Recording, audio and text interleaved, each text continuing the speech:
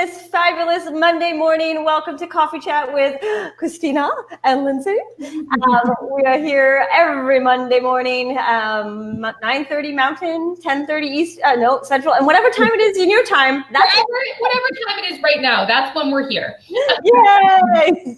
We try to come on, answer your questions. Sometimes we have themes. Other times we are just answering questions, which today is exactly that. So if you haven't seen our coffee chats, I believe this is the fourth one we've done now, right? So something like that.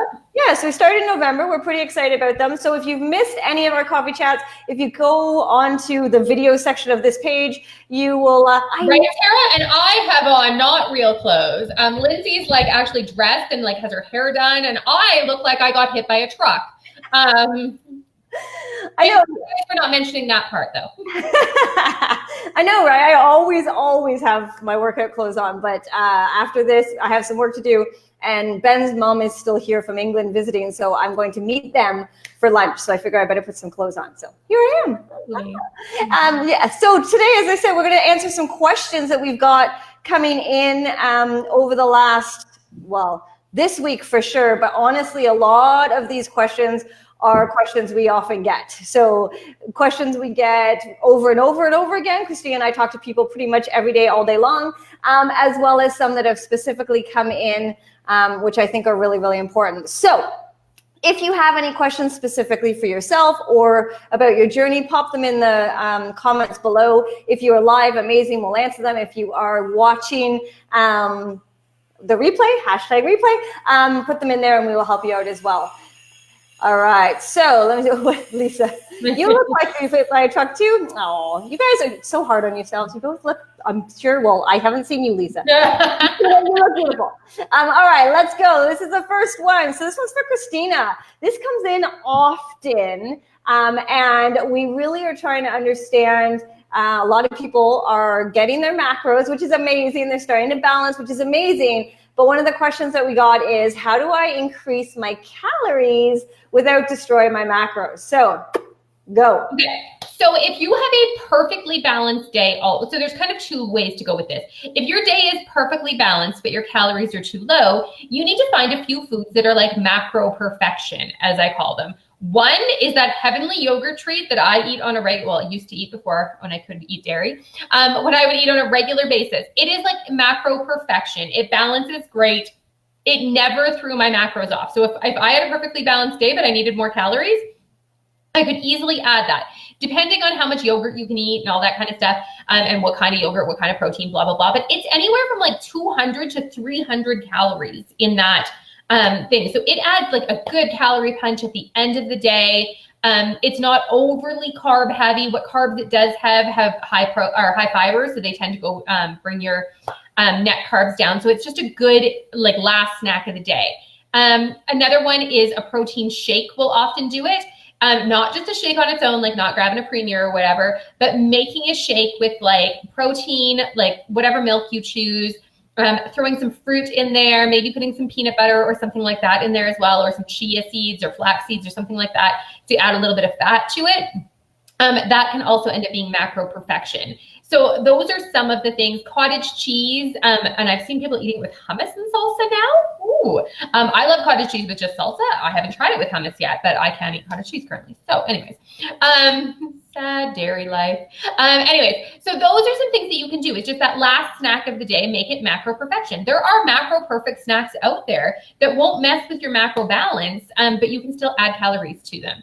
To your day. The other thing is that if your day hasn't even been planned yet, or if you're in the planning phase, adding food to food will help.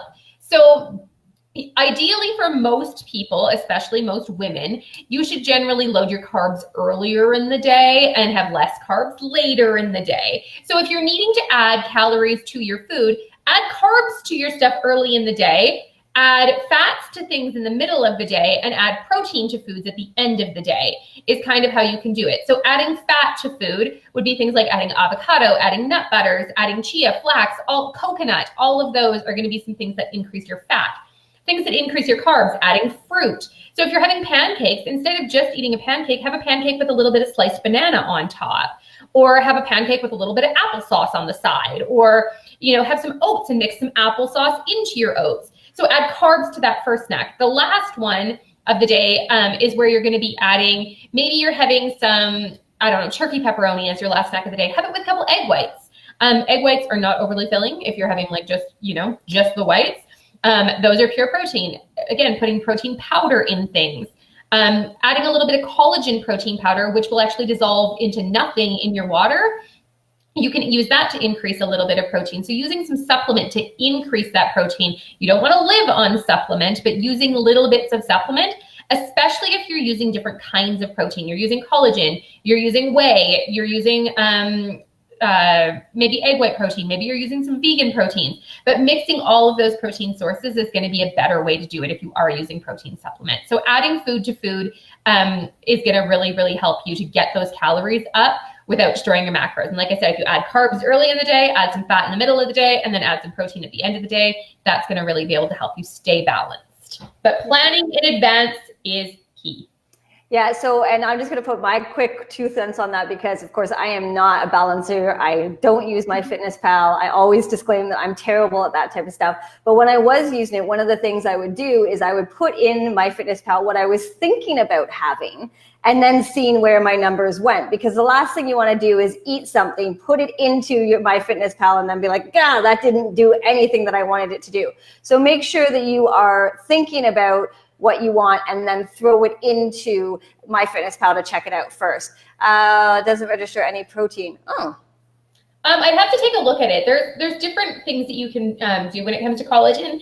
I know there's tons of them on the market, but if you send me either that one, and I'll post a couple in the groups about what are some of the ones that I've heard are really good. I've tried a couple of them. I currently am doing no animal products, as I like to experiment with what I can and can't eat. So I'm not doing collagen right now. You can find marine collagens as well that are not like, they're obviously like fish-based kind of thing. You can find those. And you can even find some vegan collagens, I believe, out there as well that I have not played with yet. So there's lots and lots of different ones though. All right. For sure. And just I put up there quickly the recipe for weight loss success group, guys. If we ever hear a sale, we'll put it in our groups. That's where we're talking about the weight loss. Oh my gosh, Recipes for Weight Loss Success group is our free Facebook group for everybody. And then Bariatrics Beyond the Honeymoon is actually our newer group that is for people that are 2 years plus out of their surgery. So don't forget to go over there and join those because a lot of the information we share, we go in a little bit more detail over there. So. All right, one question I got is how do I balance my workout with my goals? So this is a really interesting one because I find that when people start getting into their workouts and they're really excited about them and they're feeling good and they're starting to see results, they have 2 things that usually happen. One, they overdo it, or 2, they just don't know which one makes the most sense. Is it cardio? Is it strength? Should I be working on stability? Should I be doing core work? What's going on? And so interestingly enough, for this fundamentals challenge that we're currently hosting, we introduced what we called balanced workouts. So very similar to balanced macros, which Christina talks about all the time with your fat, your protein, and your carbohydrates. We really wanted to encourage balanced workouts. So cardio, strength, and stability, all 3 of them really do play an important role. But here's the thing.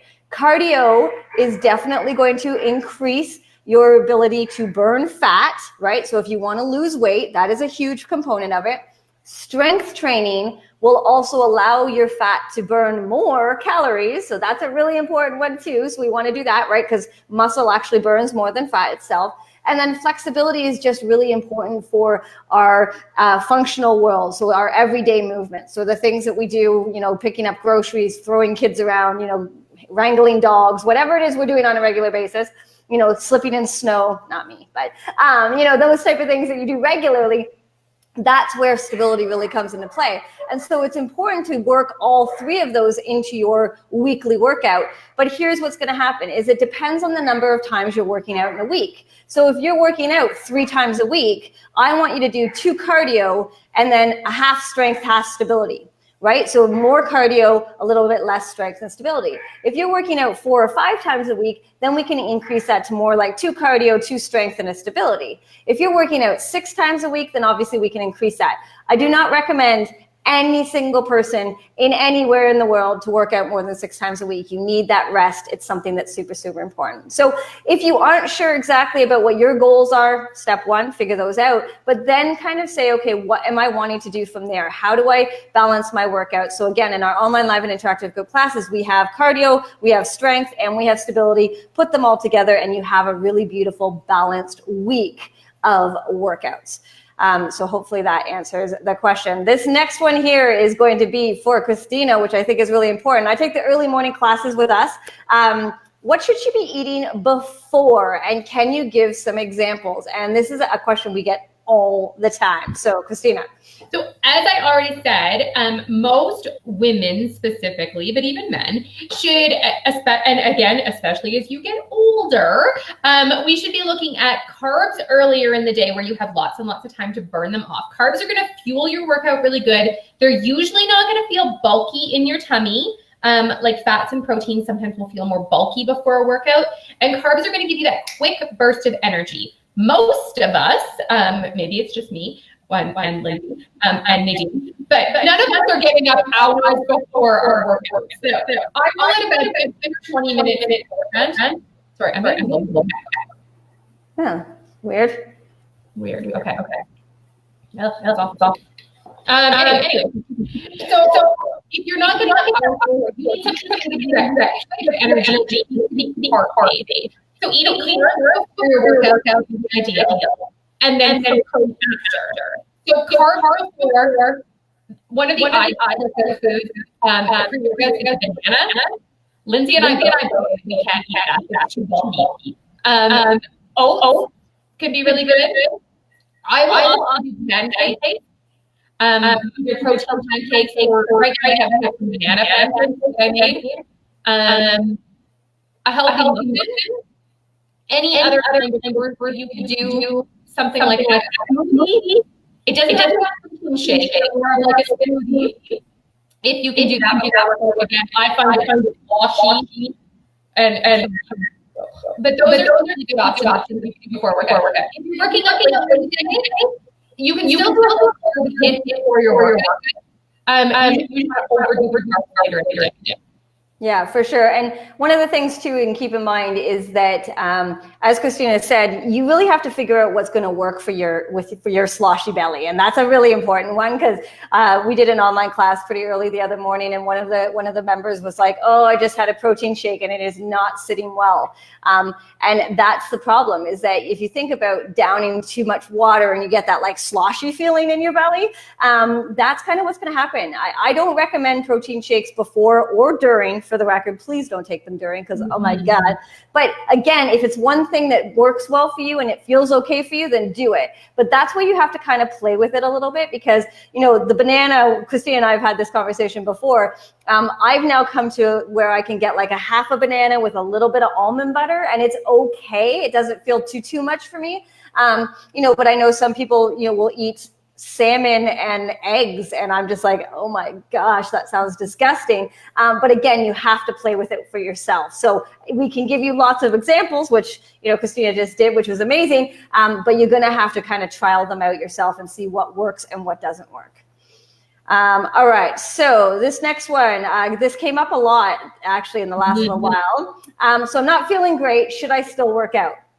This is a really, really important question to ask yourself, because especially for those of you who are just, you know, getting back into exercise or really loving exercise, you have that moment in your brain where you're like, am I just being lazy? Can I actually do the work? What's going on? So here is my rule of thumb. If it's from here up, so you have a head cold, you got a snotty nose, maybe your ears are a little uncomfortable, and you still feel okay, then get your workout in. If it's from here down, okay, throat, bronchial kind of coughing, that's going to tax your lungs, because let's be honest, it doesn't matter if you're doing very little, you're still going to get a little bit of huffing and puffing going on, then that's the time when you might want to take a break and rest. Because here's the most important thing. If you take one step forward, i.e. you do a workout when you're not feeling great, you can then take 5 steps back, and you're on your ass for the next 5 days because you're feeling so terrible. So just really keep in mind that if you kind of follow that rule of thumb where yes, okay, no, not so great, and how are you feeling? Right? Have I been drinking my water? Have I been eating well still? Because that's the other thing. When people aren't feeling great, they don't always fuel properly. And interestingly enough, actually, Christina and I were just talking about this morning. She has blood work that she has to do, and fasted workouts and all of this stuff. And it's not only just about the before workout, which of course somebody asked about, which was what do I fuel myself with before, but almost more importantly, it's the after, right? So if you're not feeling great, you go and do a workout and then you're so exhausted, you just pass out on the sofa and you don't eat something and you don't fuel back up again, you're gonna feel that. Your body's not gonna be able to recover. You're probably gonna get more sick. And the last thing we wanna do is you be out of commission for a week and a half because you're so sick. Well, So you have to go. Oh man, this echo. You have to go. How fuel is to recover from sick. So your body uses more energy to recover from that, and then you're you're draining more. Yeah, it's a hard one for sure. But yeah, so just listen to your body as always. And if you think in your brain, am I just being lazy? The chances are you're probably not, and you're only questioning yourself that. But if you're ever not sure, send myself or Christina a message, because I promise you right now, either one of us is not going to tell you to go budge forward, go on, do it, if we really don't truly think that you're okay to do it, right? I have clients who send me messages all the time, and I know for a fact they're hoping to get the out, and I'm like, no, you're fine. And they're like, Joel. Where other clients will send me a message, it's like, I still think I can work out, and I'm like, really? No, I don't think you should. And they're, and so that's the big difference between the two. But if you're not there yet, you don't know your body that well, maybe you're in a situation where you're just starting to get back into working out. Definitely kind of follow this rule of thumb. And if you do feel like it's kind of getting lower, because what tends to happen is that what starts here can merge down to here, and then it's usually doctor prescription, that kind of stuff, where a head cold or sinuses can sometimes be okay on their own. So just be smart about that. Let me see what else we got here. Oh, this one is like the never-ending question. How many calories should I be eating? Now, honestly, we can't answer that for you, to be fair. We really can't. And I know Christina's having some echoing background issues, so I'm just going to quickly kind of tell you what I think, and then if she wants to add anything. The best thing that you can possibly do is get yourself what's called a basal metabolic rate test, a BMR, an RMR. It's either called basal metabolic rate or resting metabolic rate. It is a laboratory test. So if your gym says they can do it, they can't. Okay, it's not the same. It's still just like everything else. I can calculate and average you out just like they can, but it has to be where you're wearing the mask, you're breathing into a tube, they're testing your O2 and your CO2 levels, they're checking your resting heart rate, and they're doing all of these things to get your actual resting metabolic rate, which means your number of calories your body requires at complete rest. So Christina and I could probably do an entire 7-day workshop on calories. But the honest truth is that a woman specifically requires 900 calories to live in a coma. And we actually have a member who has a family member living in a coma. So she was able to say, oh my gosh, that's exactly what our doctors told us. And I'm like, exactly. Your body requires fuel, i.e. calories, no matter what you're doing, whether you're lying there doing nothing or whether you're moving. So if you need 900 calories to do nothing, imagine how many calories you need to do regular, everyday walking, moving, heart rate pumping, walking up and down the stairs, playing with the kid, walking the dog, doing all those things. So we're not saying go ahead and eat 2,500 calories, of course, but also keep in mind that each calorie has a different type of,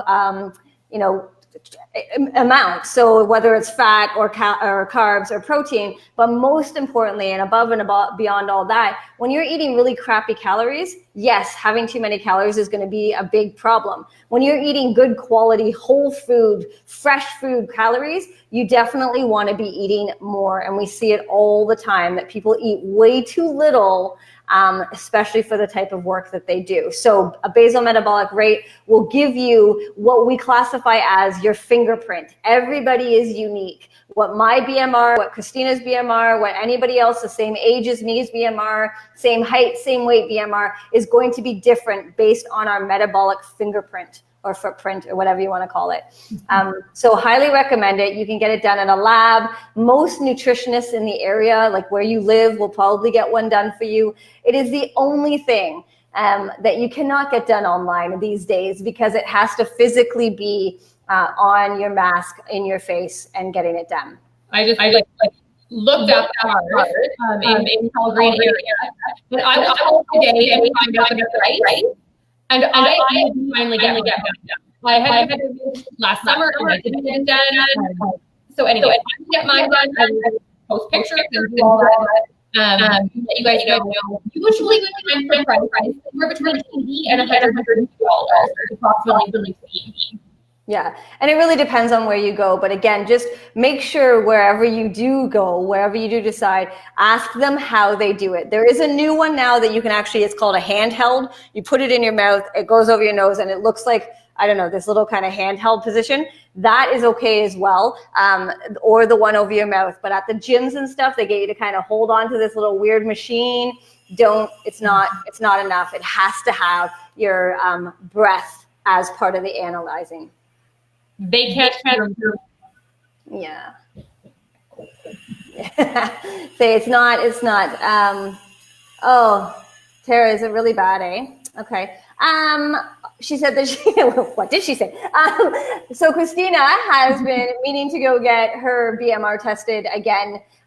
She was supposed to do it last summer. Actually, I was supposed to do it last summer with her when I was in Calgary, and we just got, busy, so we didn't. So she's going to go and find one in Calgary, and she's going to actually do some photos and take some information. But they range anywhere from, I think we've seen $60 up to $150, depending on what it is. If you're not sure and you have the information, send one of us a message and we can help you out and let you know if it's the right one or not. And just, be careful of those who say that they are doing it without having something over your mouth.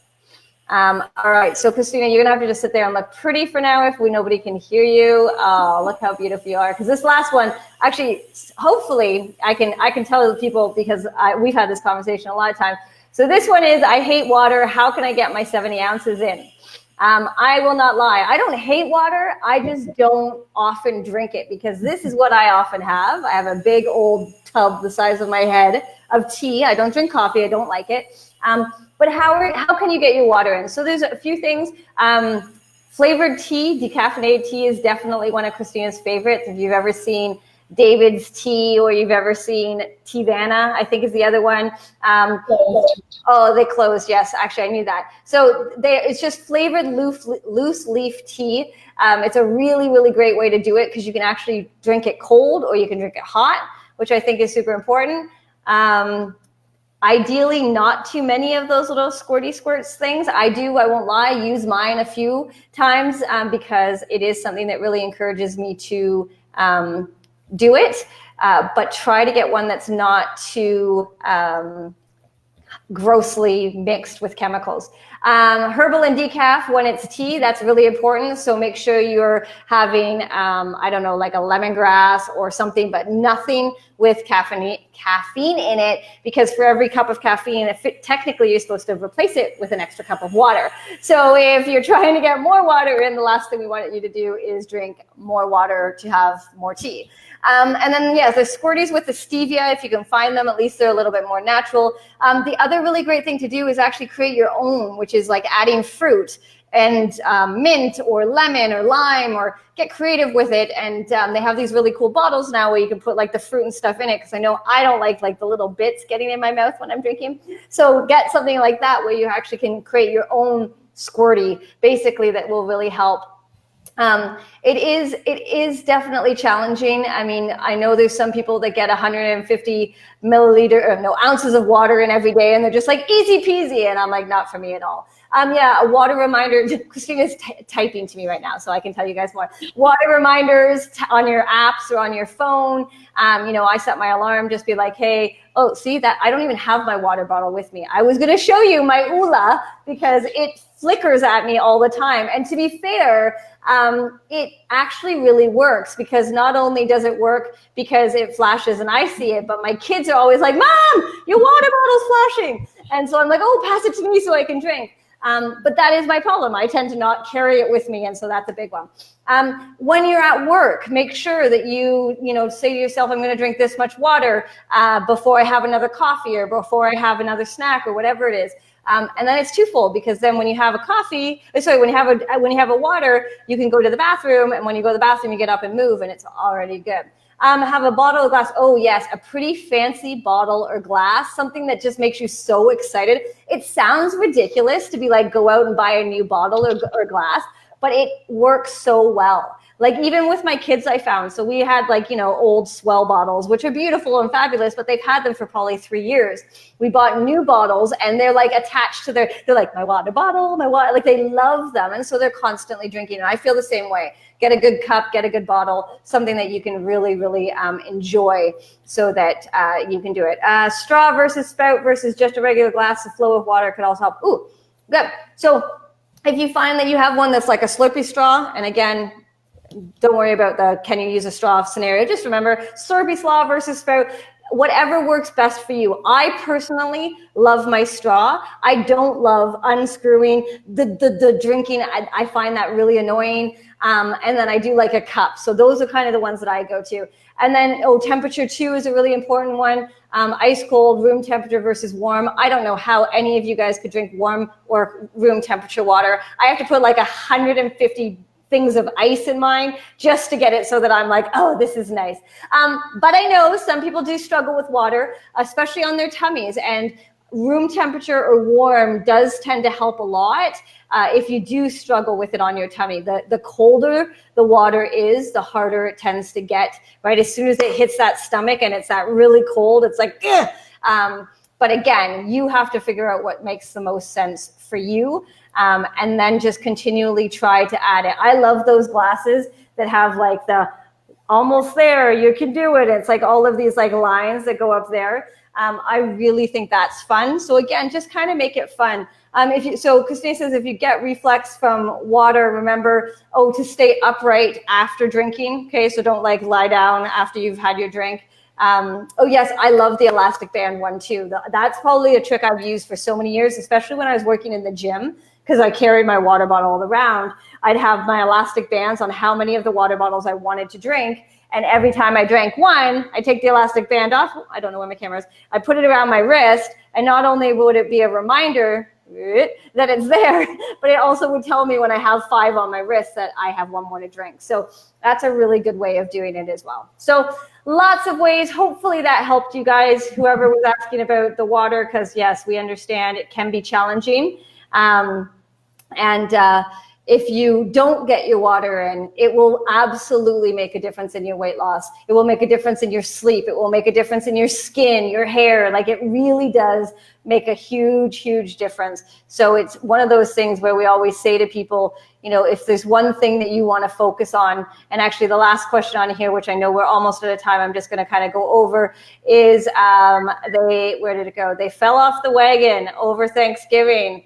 What do I do to get back on track? And again, this happens. We've heard it. Lots of things. Water, water, water. Start there, right? 1 more glass of water. Try to get it in and then move on. We always say go baby steps back in. Don't expect to change the world the moment you get back on track, right? It's just not going to happen. But focus on, and water right now is a really, really important one. For all the reasons that I explained. And so just make sure that if you start, you focus on that one thing and kind of build from there. Yes, you have full control over your water drinking. I love that. Again, we could do a whole workshop on control and what you can and cannot do. But that is the one thing. You get to decide how much water you drink. And I think that's super, super important for everybody. Food, exercise sometimes feels like you have less control. Food, exercise, etc. sometimes feels like you control less of that. Yeah, blah, blah, blah. I'm trying to read and talk at the same time. So just remember, water, super important. So start there and build up from there. That's all we have to think about when it comes down to really focusing on that. Yeah, Christina just said she's a mime. We don't want to kill you guys with the information on the sound, because I know I've done it with me and it kills me. Yes, tea during the winter and spring, summer with fruit infused. Absolutely, Lisa. A great way of getting that water in. Super, super important to do that. So guys, again, hopefully that answered some of your questions. If you have any questions that we didn't answer, remember that all of this, well, not all of it, because I basically go back and I'm writing the blog this week. Christina's writing the email, and we will recap some of this information for you into the email and the blog, but from our own perspectives, which I always think is super fun, especially because Christina couldn't even talk today. So she got lots to say. But guys, don't forget, check out the blog, check out the email, come on over to our Recipe for Weight Loss Success group, and join our free Facebook group or our Bariatrics Beyond the Honeymoon. And we will talk to you guys next Monday, same time, same place. See you later. Bye.